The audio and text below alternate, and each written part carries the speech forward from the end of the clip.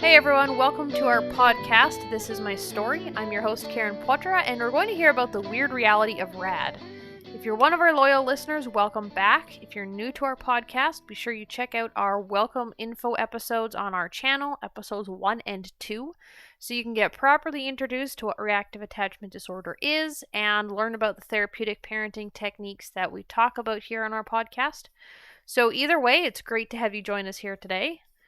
On this podcast, we do interviews with parents, kids, and professionals who share their stories with us about their experience with reactive attachment disorder and therapeutic parenting, and tell us their stories, anything from their craziest moments that they've had happen and their journeys of healing.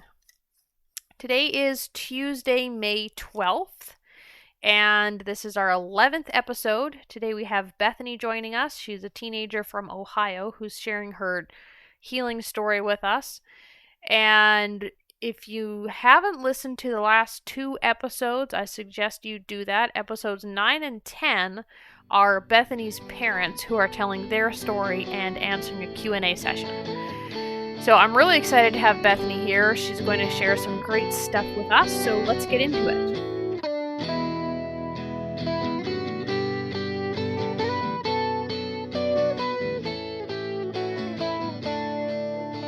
All right, so hi Bethany, welcome to our podcast. Thank you for doing this interview with us. For everyone who's listening in, do you want to introduce yourself? Sure. My name is Bethany. I'm 19 and I am homeschooled. Awesome. So tell us a little bit, we want to hear about your journey with RAD and your journey with healing and, your parents using therapeutic parenting with you. So what's something that stands out to you about your journey?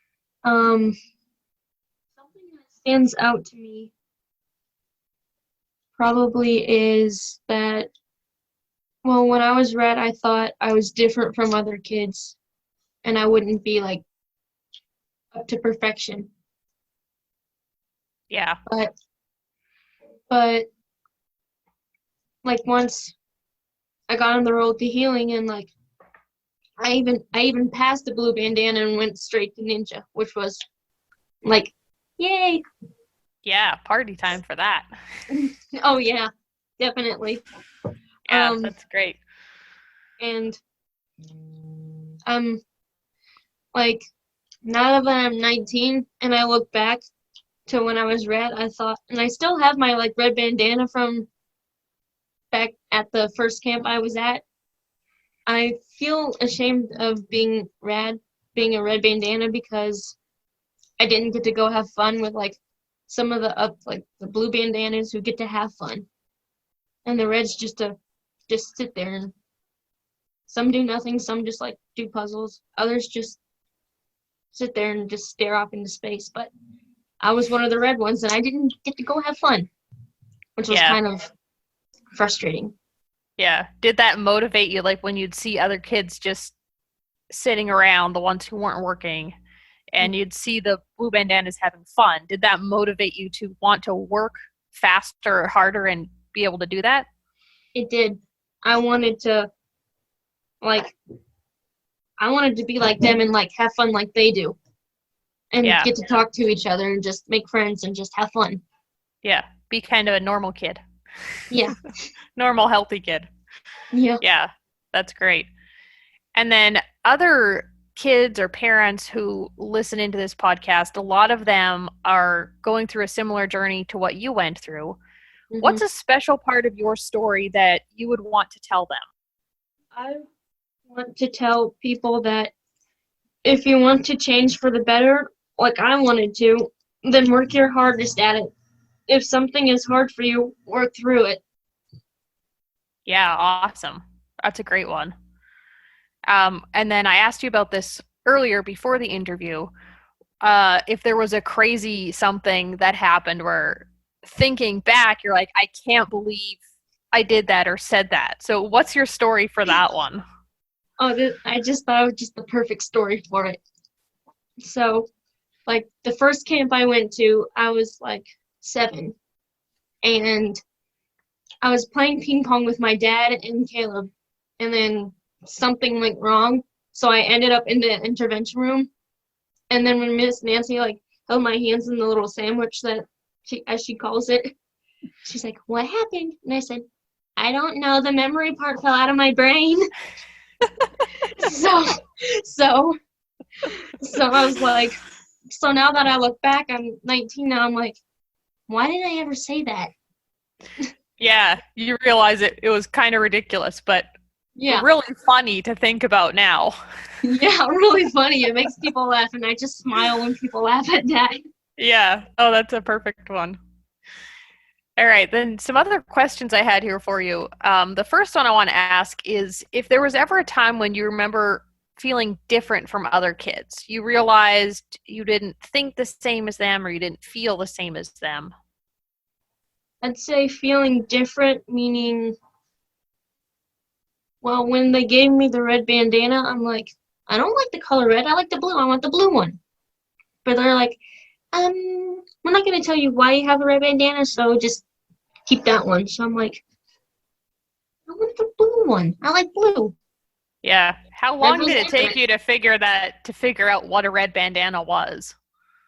Probably when, like, all the red bandana kids were just all in one group, and the blues were off in another group. And then when you were working through that, or even when you were at camp, did you feel like you would always be like that? You'd always behave like that and have rad? Or did you think it was possible to change? Well, when I was 7, I thought, I'll never be able to change. I'll never be able to, like, be normal, kind of. But Yeah. then, but then as I grew older, I'm like, oh yeah, I can change. I got this, kind of. Yeah. Yeah. And now look at you. Yeah, You I'm definitely like, proved that one. oh yeah, I'm like past the blue bandana and on to the ninja. Exactly. Just where I wanted to end up. Yeah.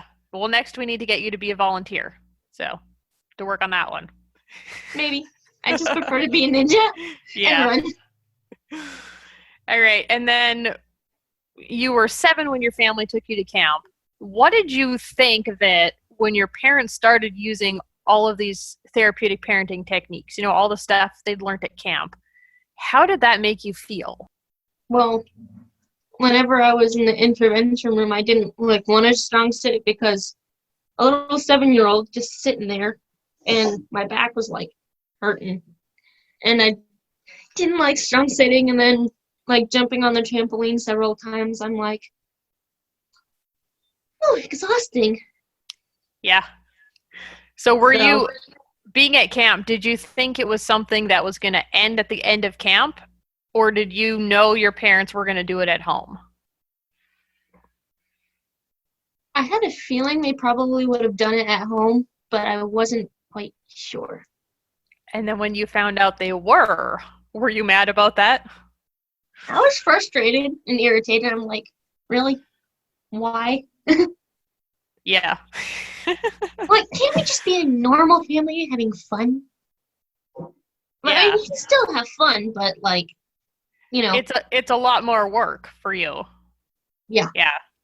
And then kind of tying in with that, your parents started using it. When did you start realizing it was helping you and that you didn't have to stay, you know, stuck where you had to do brain shifters all the time? You could actually work on your life and do normal healthy kid stuff.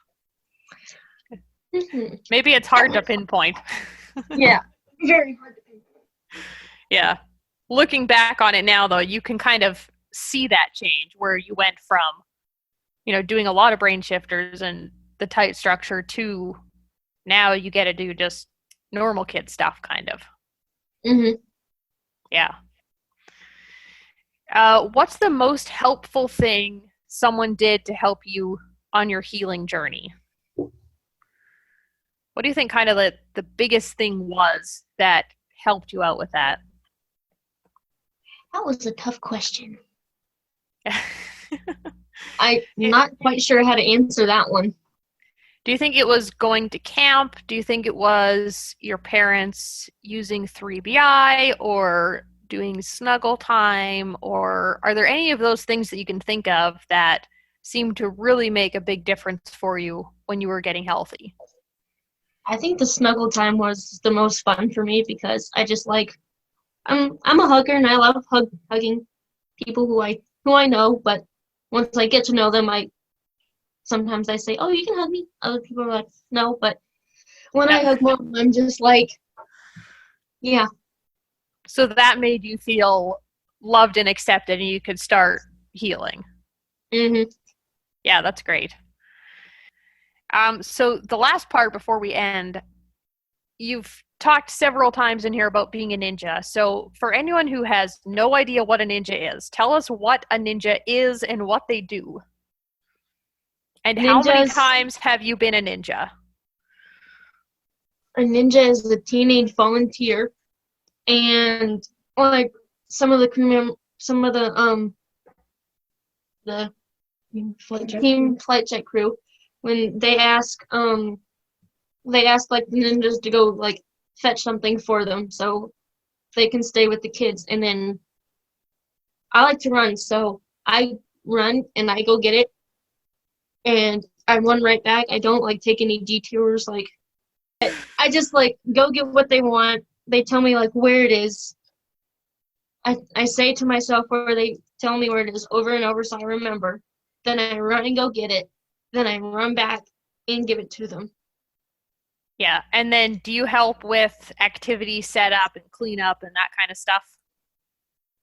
I do. Yeah. And how many times have you been a ninja? 5 times. That's a lot. And I've enjoyed every one. So you're like the pro ninja now.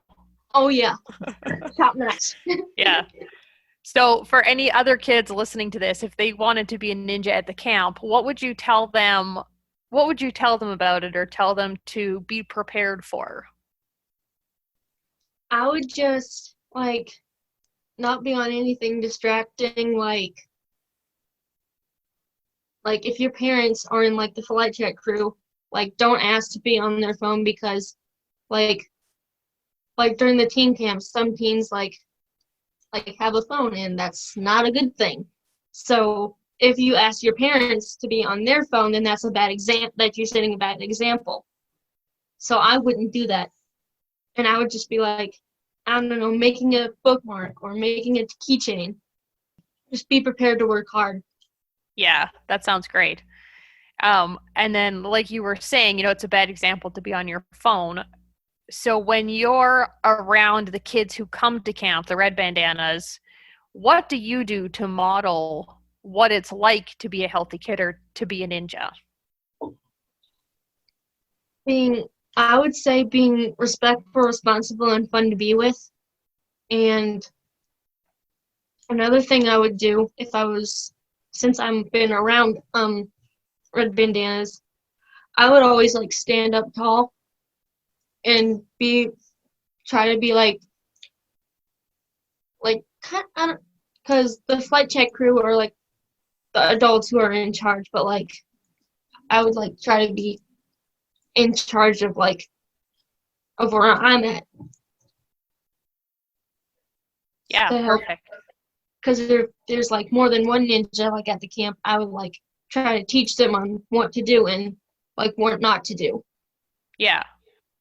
Yeah, so you help the entire flight check crew, and you have to sometimes, if there's new ninjas, you get kind of put in charge of training them, as it were.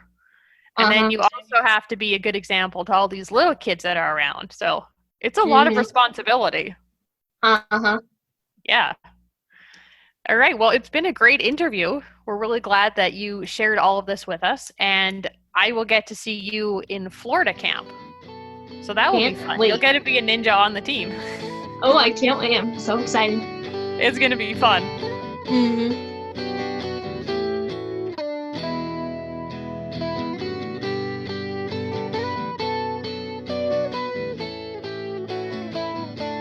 All right, that is the end of our interview with Bethany. I wanted to mention a couple of things that she talked about throughout the interview today. She mentioned red bandanas and blue bandanas several times, as well as our intervention room and the intervention process at our Healing Hearts camps. So a little bit about those. When we have families come to camp, our kids with reactive attachment disorder are given red bandanas, and our kids who are considered healthy are given blue bandanas. And it's just a way for staff members to quickly identify which child needs what kind of help. So children with red bandanas need tighter structure, more supervision, and specialized brain-based behavior intervention, whereas the ones with blue bandanas who are considered healthy have the brain processing and the attachment to be able to do fun activities and have a lot less structure.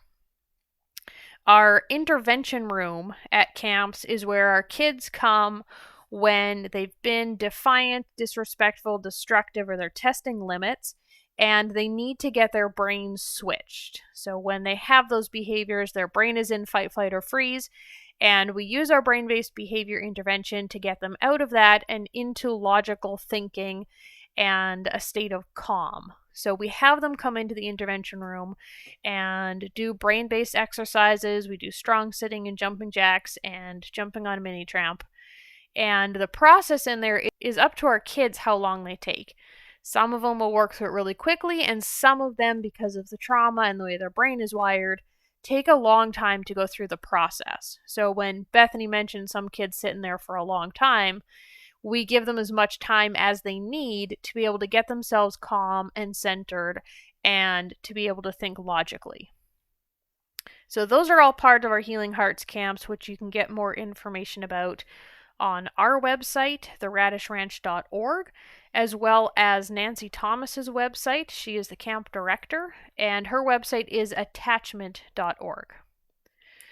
So thank you for joining us today on this episode. Make sure you check out our description on our channel for more information about our podcast, as well as information about the RADish Ranch. And if you haven't already, make sure you subscribe to our channel and turn on notifications so our episodes will come straight to your inbox on Tuesday mornings. And if you haven't already checked out our other social media, do that also. We have a Facebook page as well as an Instagram account, and links to both of those are also in our description down below. The songs on our podcast are The Way Things Go and Come Down, both written and recorded by French Press and used here with their permission. This Is My Story is brought to you by the RADish Ranch. I'm your host, Karen Poitras, and I will see you next week. Stay awesome.